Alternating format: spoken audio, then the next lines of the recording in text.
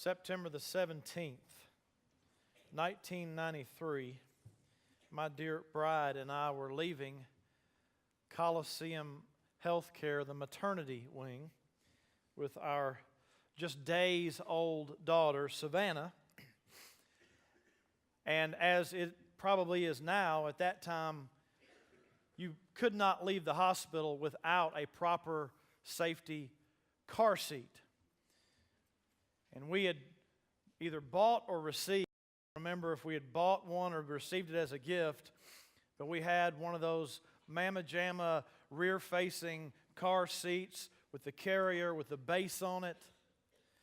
And we secured our dear sweet little daughter in that car seat on our way out to the car. And I pulled the car up under the drive-under and went in to get my wife and my newborn daughter. And we walked out the double doors, the sliding glass doors, as the nurses waved us goodbye. We had been in there for 3 days. Alyssa had labored almost 30 hours and had a C-section. And so we'd been in there several days. And she walks tenderly, gingerly on the way out, still recovering. And we get out to the car, and I realize at that point that to be able to put that car seat in properly, the base is supposed to come off of it. And so my dear bride, who was still recovering, stood by and watched as I then proceeded to shake and yank and push and rattle my 3-day-old daughter in this car seat, unable completely to get the base off of that car seat. She never woke up. That poor little girl was in there, and thankfully there was a guy sitting on a bench by the doors as we come out taking a smoke break, and we were able to entertain him quite much. And so finally, if I recall correctly, I think I just decided to put the seat in the car, save the trauma of my baby girl. My wife was unable physically to help me, and we went ahead and strapped it in and took off down the road. And I got to tell you, I remember riding down the road, and at least in the back of my mind, maybe I voiced this, I don't remember. In the back of my mind going, wow, I don't know much of anything about this. We're taking home a live human being, and I really don't know what I'm doing. And since then, Alyssa and I have talked about that. We've talked about the goodness and the graciousness of God, because just to be real frank, I have some great kids. And we talk a lot about those days as we began to have children. We were 22, 23 years old. And we knew so very little about parenting. It's almost shocking how well things have really turned out. I got to tell you, there are some mistakes you can make as a father, as a spiritual leader of your family, and you're going to be okay. That car seat thing, thankfully, Savannah doesn't remember it. The trauma she experienced as a little baby, she doesn't remember it in the car seat. You know, gentlemen, there are other things. We're called to be spiritual leaders for our families. And I got to tell you, apart from God's grace and power, we can make a whole lot of mistakes, some of which they can work through. You know, the car seat thing, maybe learning how to put on the diaper correctly, maybe knowing how to do algebra homework when they hit 7th grade. See, I thought I would at least be able to do that math homework up through a good 5th, 6th, 7th, 8th grade. I knew I was in trouble when I started having trouble about the 4th or 5th grade. I didn't have to do math in seminary, Pastor Mike. I'm just telling you. And so there are certain mistakes you can make as a parent, and you're going to be okay. But I got to tell you something, gentlemen. There are others you can make, and maybe not so much. We are called to be spiritual leaders of our families. And a husband and a father can make repeated spiritual mistakes that can lead his family to a damaging situation, not only now, but in the future. We are studying through the book of Genesis, verse by verse, passage by passage. I come to this passage today, I didn't pick it out in particular. It is just simply the next passage we've come to. And so if you're here today, gentlemen, and you're going, wow, He knows what's going on in my life. He pulled this out and he's targeting me. Let me just be very clear. This is simply the next passage we're studying. And so if you're here today and this hits you right between the eyes, talk to God about it. This morning, I want to take some time to give you some lifestyle warnings for every man, every young man. Young men who have yet to be married, make no mistake about it, there are a lot of things you can learn here this morning about what's ahead. So if you have your Bibles with you, I want you to turn to the book of Genesis, chapter 38. Genesis chapter 38. We left our hero Joseph last week on his way to Egypt in a caravan of Midianites who had bought him as a slave from his brothers. I said the Midianites had bought Joseph into slavery and they had bought him from his brothers. These were the same brothers that would be the foundation for the 12 tribes of Israel, God's nation. Interesting. We leave the story of Joseph in chapter 37, and honestly, we don't pick Joseph up again until chapter 39. So between 37 and 39 is 38, right? I told you I can do some math. And in chapter 38 is a story that if you just breeze through it, you might think it is an odd story in this place. But make no mistake, it has great purpose. Let me just give you a summary. It's a story of Judah. Judah is one of the brothers of Jacob. He's not the oldest brother, but he is the brother from whom Jesus Christ, our Savior, his lineage will come. In fact, Christ is referred to as the Lion of the tribe of Judah. And so Judah is an important guy.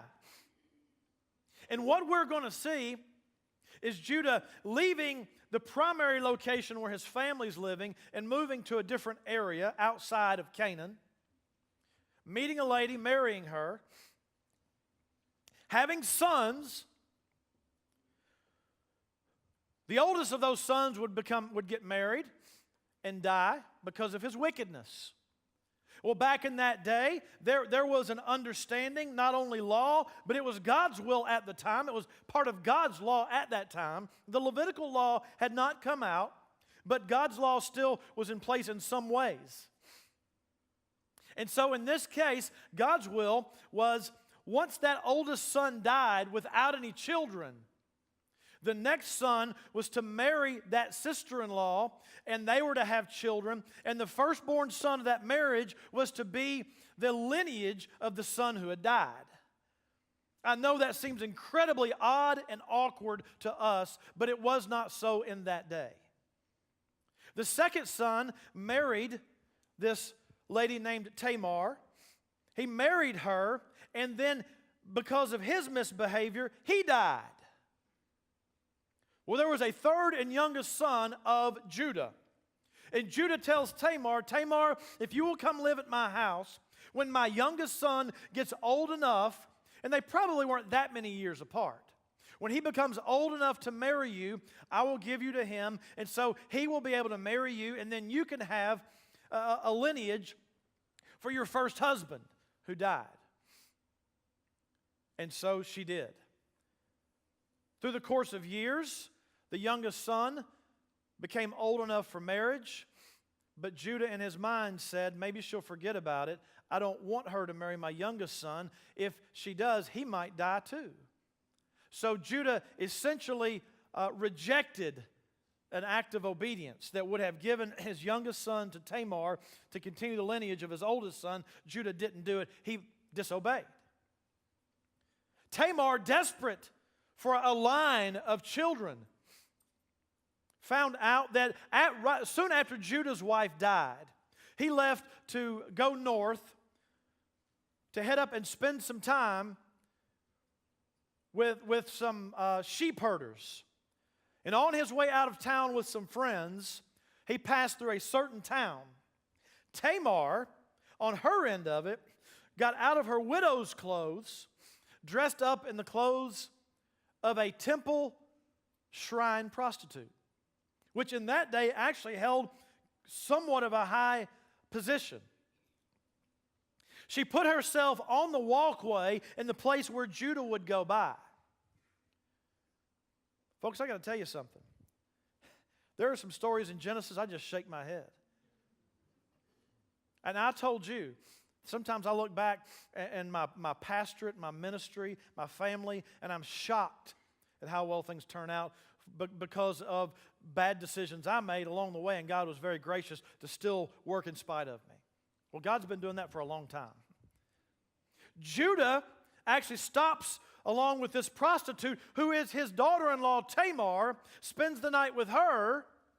He gives her his cord and his staff as kind of a guarantee money that he'll send back a goat for payment, a kid goat.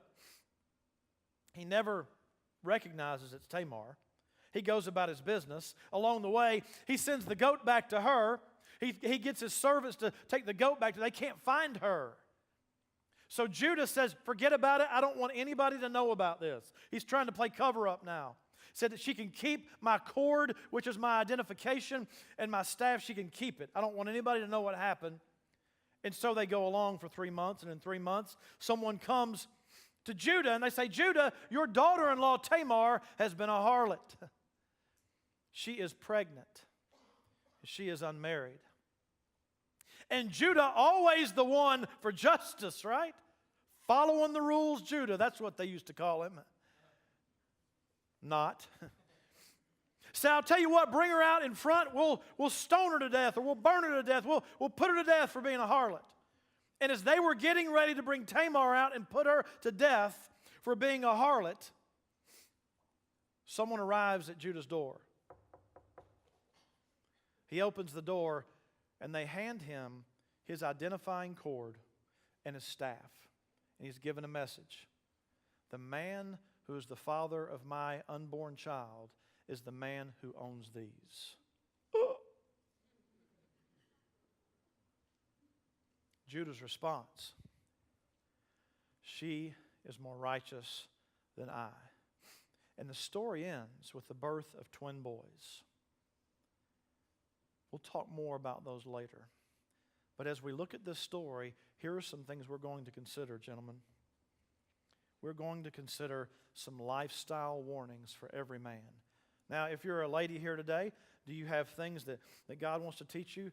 You sure do. It may be that there are some things you can do to help your husband be more of what he needs to be, not get in the way. It may be, ladies, that you have some sons. And there are some things you're going to learn here that you could help reinforce in them. It may be that you have some grandsons. It may be young ladies. Well, Pastor, I'm a young lady. I'm not married. This really isn't for me. Oh, yes, it is, because there are some warnings in here that you may want to look to avoid in a young man someday. So there's a message for everybody. But I got to tell you, by and large, I'm speaking to our men. Genesis chapter 38, some lifestyle warnings for every man. Beginning in 38, verse 1, it came to pass at that time that Judah departed from his brothers. He departed. This is a very important departing. Because the last few verses of 37, Judah was involved in selling his brother off into slavery. And it's almost as if Judah couldn't stand to be there anymore. And while he had been a part of selling Joseph off in slavery, I'm not sure he can stand the guilt of what he had helped to do, so he left and just got away. Some people do that. They think if they can go to another place, no matter how much bad they've done, if they can go to another place, they can just kind of start over and forget about it. Here's the problem. Your conscience stays with you. And for Judah, he left and visited a certain Adullamite whose name was Hira. Now watch verse 2. And Judah saw there a daughter of a certain Canaanite whose name was Shua, and he married her and went into her. Let me stop there for just a moment. Judah marries a Canaanite. 1,000 years later, that would be a great thing, because God's people would be in Canaan. God's people would be established. But at this point, the promised land, the Israelites had not taken it yet, and most of the Canaanites were polytheists, were pagans, and didn't worship God. In fact, if you'll recall, all of the patriarchs had desired that their sons would get a bride from back in their home place. Remember Isaac? Remember Isaac, how he got his bride? Abraham sent his servant back to go get a bride for Isaac from their home place among people who worshiped the one true God. And so Judah not only left here, but now he decides to marry a Canaanite woman. Nothing wrong with that in particular, except that she would be a woman who did not worship God. It's not about her race. It's not about her culture. It's not about her background. We get folks a lot of times wrapped up in multiracial marriages. Let me tell you something. The Bible does not forbid that. What the Bible forbids is multi-faith marriage. God isn't concerned so much about skin color and background as He is who do you worship. Being unequally yoked together is about a believer and marrying an unbeliever. That's what it's about. And that's what Judah does right here. He marries a woman who was not a follower of God. And it says here in verse 3, so she conceived and bore a son, and he called his name She conceived again and bore a son. She called his name Onan. And she conceived yet again and bore a son and called his name Shelah. He was at the Kesib when she bore him. Now these three sons, remember them. Do not forget these three sons. But before we talk more about the sons, let's talk about this. Judah's problem, not only that he helped sell his brother into slavery, but then he shows up in a foreign land and he marries a woman who didn't worship God. Let me give you a warning, young men. Here's a warning. An ungodly plan for a wife. You think a young lady that you're dating or you like, well, it's just no big deal. We're just in high school. We're just in college. We're just in middle school. No big thing, right? Let me tell you something. There are some relationships you can establish now that 30 years from now you're looking back and going, what a huge mistake. I'm not being melodramatic. And don't take it as that. Oh, he's going over the top. Let me tell you something. I see it all the time. I see broken families and broken lives that started with an innocent relationship between a believer and an unbeliever. And I hope there aren't people here who feel I'm being harsh on them. Maybe you've experienced that. Maybe you've faced that. I got that. And God's grace is sufficient, for in our weakness, strength is perfected, right? God can come in with His grace and help us. But how about this? What if we avoid Him having to do that? What if we go ahead and take care of it on the front end? Young men, I'm not just talking about a girl that says she goes to church. I mean, if you really got to work hard to figure out if she worships the Lord, if she loves the Lord, that's probably not the right girl. Is she saved? Well, I don't know. Does she go to church? I think so. Let me tell you something. If it's that hard to figure out, you might want to think again. Warning for a plan for an ungodly wife. That was Judah.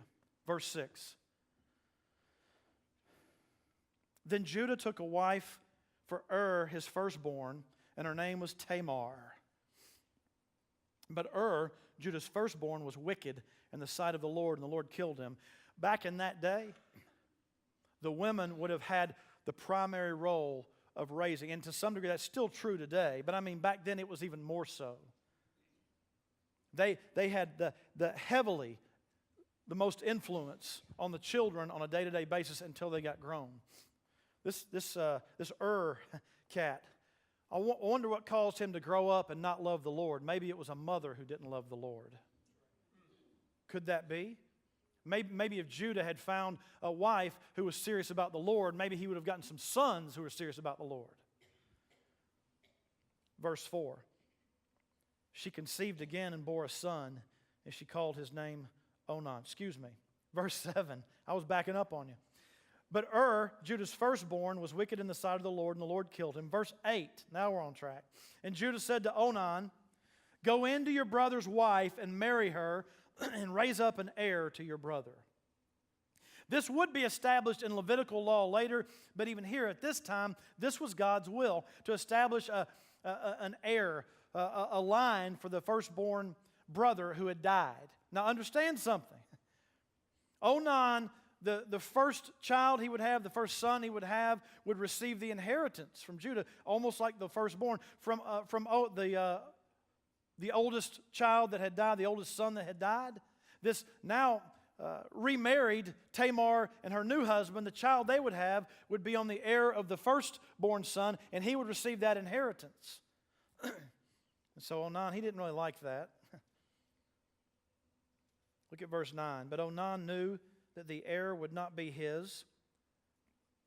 And it came to pass, when he went into his brother's wife, that he emitted on the ground, lest he should give an heir to his brother. Let's just say it this way. He married the girl, but he wasn't about to have a baby with her. And he made sure of it. This whole verse 9, it isn't about whether birth control is godly or not. I've seen people actually use this. It has nothing to do with that. I've seen people use this verse for all kinds of purposes. Here's the purpose. Onan was disobeying God by not having a child with this lady who would then be the heir to the son who had already died, his brother who had already died.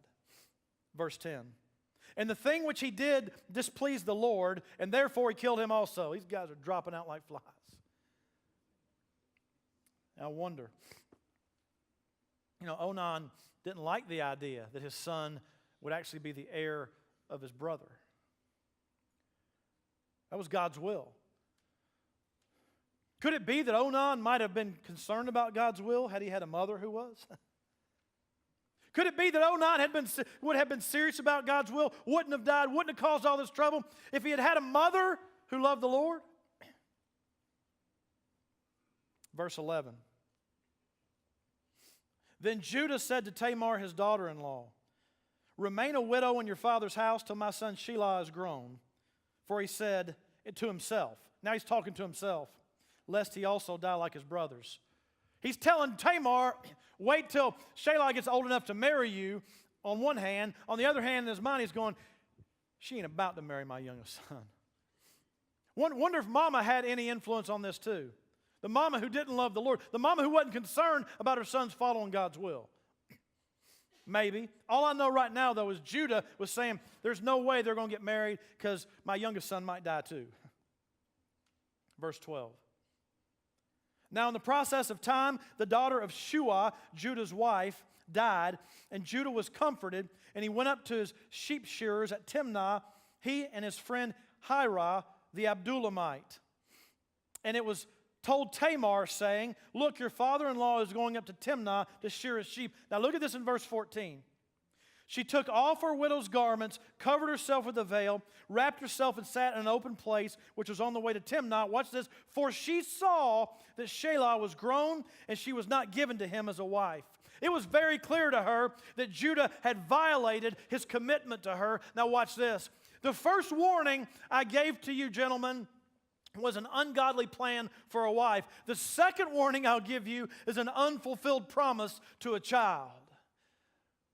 Judah told Tamar, I am going to let my youngest son marry you. It may very well have been that Shelah understood that too growing up, that he was to marry Tamar as he got old enough. None of it happened. All of them knew it. And so all of them would be very clear to them that Judah had no intention of following God's will. You talk about God at church, you talk about Jesus at church, and you go home and do something totally different. Don't think for a second your children don't see the violation of that. Don't think for a second your children don't see the unfulfilled promise. Don't think for a second they don't know what's going on. They may not know everything, but they know the difference between the way you act at church and the way you act at home. It's an unfulfilled promise to a child. Young men, let me suggest to you, you go ahead and begin to learn how to love God at church and love God at home. Where do you start? How about you start this with honoring your parents? You learn to obey God where you are. And right now, it may just be honoring your parents. When I was in youth ministry for years, and even when I speak to teenagers, one of the things I love to tell youth and teenagers is that if you have an authority problem, you really have a God problem. Because if you have a problem with authority, your problem's not with that authority, your problem's with God. You begin right now learning how to love the Lord and walk with Him so that your life at church and your life at home is the same thing. An unfulfilled promise to a child. Because if they're different right now, there's a better chance they're going to be different when you get older and have a family, and your kids are going to see that, and there's going to be a problem. An unfulfilled promise to a child. That was Judah. Told him one thing, did another. Verse 15. When Judah saw her, Tamar, that is, and I get it. Look, I get it. We're reading this going, this is weird. All right, Pastor, this is just weird. You're right, it is weird. Verse 15, when Judah saw her, he thought she was a harlot because she had covered her face. You remember the night Jacob married Leah?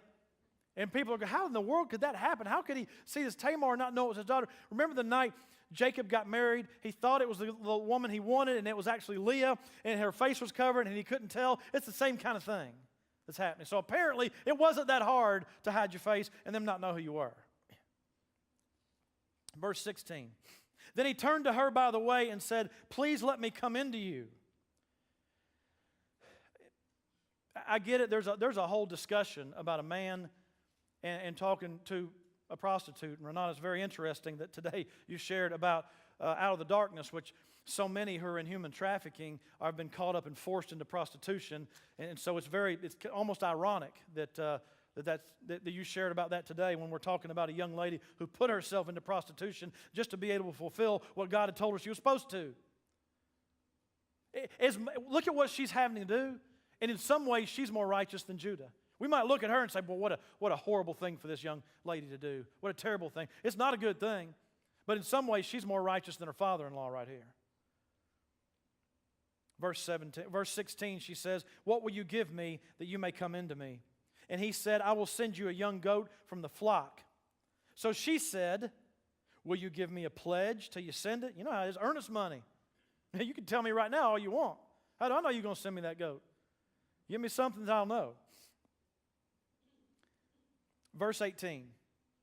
Then he said, what pledge shall I give you? So she said, your signet and cord and your staff that is in your hand. The signet and cord, that was his identification. The staff, it was his personal staff. He would have recognized it any time. Then he gave them to her and went into her, and she conceived by him. So she arose and went away and laid aside her veil and put on the garments of her widowhood. And Judah sent the young goat by the hand of his friend the Adulamite to receive his pledge from the woman's hand, but he did not find her. As I told you earlier, couldn't find her. Tamar was gone. Then, verse 21, he asked the men of the place, saying, where is the harlot who was openly by the roadside? And they said, there was no harlot in this place. So he returned to Judah and said, I cannot find her. Also the men of the place said, there was no harlot in this place. Then Judah said, let her take them for herself then, lest we be shamed. For I sent this young goat, and you have not found her. Judah says, you know what? Let's just cut our losses. I don't want anybody to find out about this. You know, here's the thing. If you're loving the Lord and obeying God, you have a lot more stuff you don't have to hide.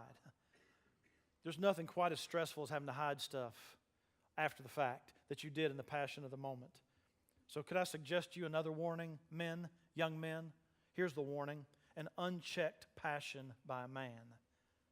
An unchecked passion by a man. This was Judah. I mean, the fact that Tamar, how did Tamar know he was going to stop? I mean, really?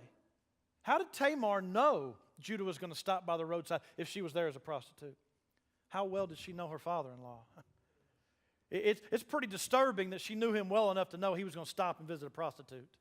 That's pretty disturbing. Not only that, but how did she know all this was going to work? Did she really know that Judah was a man who was who could not control himself? Apparently. This is a dysfunctional situation, but I'm going to suggest to you, man, an unchecked passion by a man, it brings a whole lot of things you got to try to cover up. And now, so much of it's done on computer, I've got to tell you something. You think you're covering it up because it's so anonymous, but there's always a record there. Eatonton, Georgia. Everybody know where Eatonton is? Lake Oconee. Port Armor, golf courses, resorts. Last week on 13 WMAZ, 3 or 4 men were arrested for visiting a prostitute in Eatonton, Georgia, who was 14 years old. It was on the news last week. They arrested her at first. You know why they decided not to press charges? because they realized she was being held against her will. It's human trafficking, by the way. You kidding me? These scumbag men, let me tell you something. Do you think they started there? Do you think really visiting a 14-year-old prostitute is where they began? That's not where they started. They started with a life given in to passions way before that ended up in that, and now they're in jail, embarrassed and humiliated and shamed and in trouble. And now for the rest of their lives, by the way, they'll live with the label of child pedophiles. It didn't start there. It never starts there. An unchecked passion by a man. Let me suggest to you, you find ways to avoid just giving in to the passions of the moment. If you need a friend, if you need a mentor, if you need help, I promise you, we'd be more than glad to help you with that, gentlemen. I can't tell you the number of the times I've sat in my office and counseled with people, with couples who are dealing with all kinds of addiction to porn, but it started not last year or last month or even 3 years ago. It started oftentimes when the guy was 8, 9, 10, 12 years old. Unchecked passion by a man.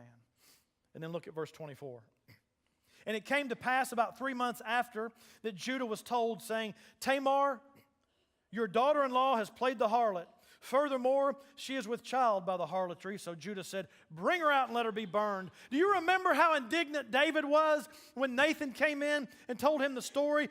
Just quickly, David committed adultery with Bathsheba, tried to have her husband who was off to war. It would be clear, Bathsheba became pregnant. It would be clear that she was not pregnant by her husband because he's off to war. David brought him home, tried to get him to go in and sleep with his wife so he could kind of cover his tracks.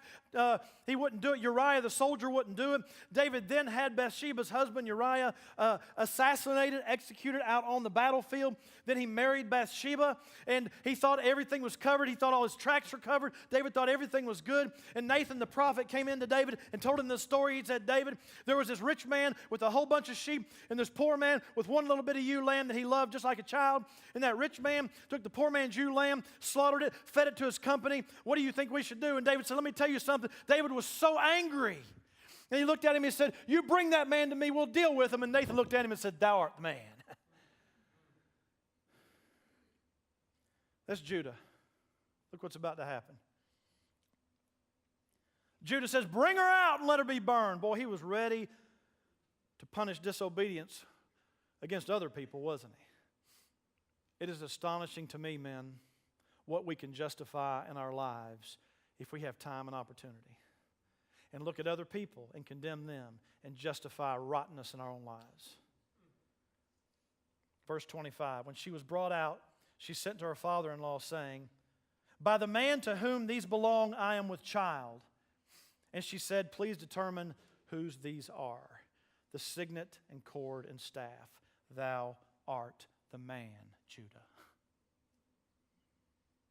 So Judah acknowledged them and said, she has been more righteous than I, because I did not give her to Shelah my son. And he never knew her again. He left her alone. Let me give you another warning. An unexplained problem from the past. Something you did right now you think you've got covered, and 10 years later, oh my, something from that thing shows back up again.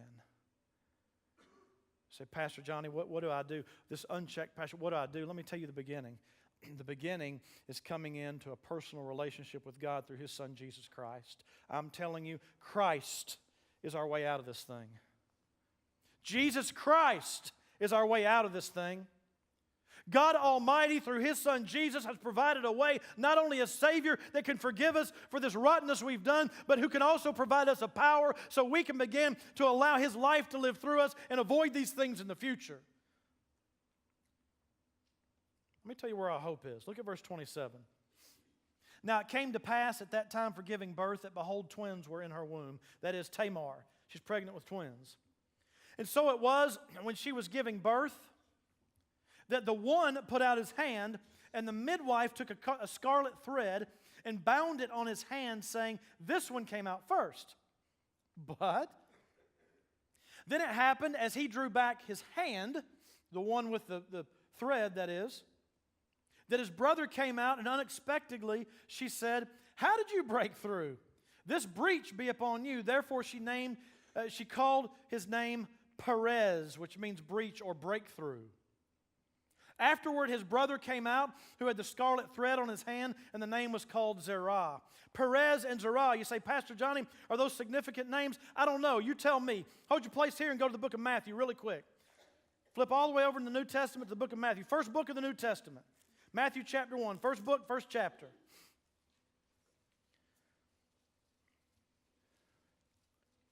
First book, first chapter. Matthew chapter 1. Perez and Zerah, are those names important? Well, let's see. Matthew chapter 1, verse 1, the book of the genealogy of Jesus Christ. Everybody see that? The book of the genealogy of Jesus Christ, the son of David, the son of Abraham. Abraham begot Isaac. Isaac begot Jacob. Jacob begot Judah. Judah, right? Judah, that's who we're studying, one of the people. And his brothers. Judah begot Ho. Do you know what this passage is? Do you know whose genealogy this is? Whose genealogy is this? It's Jesus Christ. Are you kidding me? You mean God allowed the genealogy of His great son to come through the line of Perez, who was born of Tamar, who got pregnant by her father-in-law? Are you kidding me? Man, this last thought is not a warning. It is a hope. An unexpected part of God's plan. It's this hope. All the warnings I've already given you. I've given you 4 warnings, but there's one hope. In spite of it all, God did a great work through the life of Perez, who was born of Tamar, who was impregnated by her father-in-law Judah. And the only reason she was impregnated by him is because Judah had disobeyed God all the way along. And yet, God. Can I suggest to you that regardless of what has already happened, Pastor Johnny, you just don't know. You don't know where I've been. You don't know what I've done. Let me suggest to you this. If God can take the line of Jesus through Judah, who got his daughter-in-law pregnant because he thought she was a prostitute, she had a baby who would become one of the heirs of Jesus Christ, or one of the part of the lineage of Jesus Christ. If God can do that, I promise He can work in your life. He gives us great, great hope here today. You know, a husband and a father can take repeated missteps that can lead his family to damaging situations. You hear what I'm saying? A husband and a father can take repeated missteps that can cause great trouble in his family. But here's the great hope. It is found in God through Jesus Christ. Even Perez's hope was found in Jesus, that Perez, in spite of his shady birth, his family would give birth to Jesus Christ. Even Perez's hope was found in Jesus. Your hope is found in Jesus. My hope is found in Jesus. What we've done is not the issue, is what will we do with Jesus now? Speaker Robert Orban shared this great thought. He's a speaker and a humorist. He said, "Who can ever forget Winston Churchill's immortal words? We shall fight on the beaches. We shall fight on the landing grounds. We shall fight in the fields and in the streets. We shall fight in the hills." And Orban says, "Boy, that sounds like my last family vacation." I got it. Our families aren't always nearly as perfect as we feel like maybe they should be. Maybe we've done some things that have just kind of messed it up. But it's with God, it's never about what have I done as much as it is what am I going to do now. Good news. Good news. February the 8th, 2015. Something can change. Young men, I've given you some warnings. Maybe it'd be a good day for you just to come and get before the Lord and say, "Lord, help me, that I would be very certain to follow you, so that as the future comes, I don't have so many things I've got to hide. I don't have so many things that are going to creep up and bite me later on, because, God, I've been following you." Maybe you're here today and you say, "Pastor Johnny, I look back and I realize I've made a lot of missteps. But if you're telling me the truth and I can start something brand new today," that's exactly what I'm telling you, gentlemen. And you can come today and say, "Pastor Johnny, I want to talk to someone how to begin a life with Jesus Christ. I want to talk to someone about how to know that I'm born again, how to know my sins have been forgiven, and I can now begin to walk something brand new." Today's the day, gentlemen. maybe you could come and just talk to me. And I'll let you sit down with someone. We're not going to pressure you into anything. We'll let you go with someone, another man. You can sit down with him, talk to him, and say, tell me how I can begin a new life in Jesus Christ. Today's your day. Ladies, maybe you're praying for a husband. Maybe you're praying for a son. Maybe you're praying for a grandson. Why don't you come, just get at this altar and just pour it out before the Lord. I'm going to pray, and then we're going to stand, and then I want you to come. Father, in Jesus' name, help us that we might obey you right now. Not later, not tomorrow, but right now. In Jesus' name. You stand.